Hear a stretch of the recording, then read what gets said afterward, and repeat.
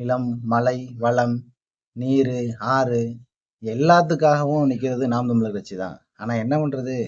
காச குடுத்துப்புட்டாங்க. கை நீட்டி வாங்கிவிட்டோம். பார்ப்போம்.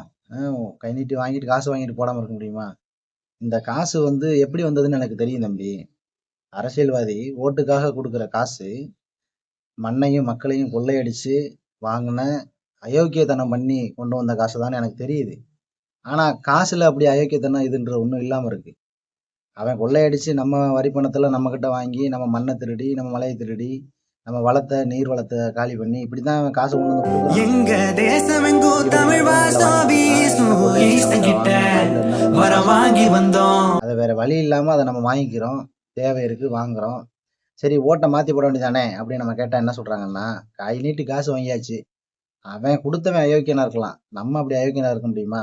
அதனால நம்ம வாக்கு இந்த முறை வாங்கின கட்சியில் தான் போட போறோம் தம்பி அப்படின்னு பலரும் சொன்னாங்க.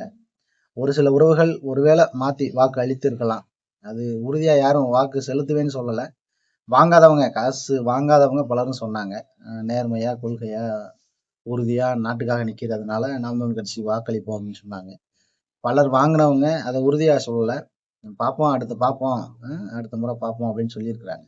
ஆனா பேரளவு வளர்ச்சி வந்திருக்கு அப்படிங்கிறது மறுக்க முடியாத உண்மை. உறுதியாக நாம் தமிழர் கட்சி வெல்லும்.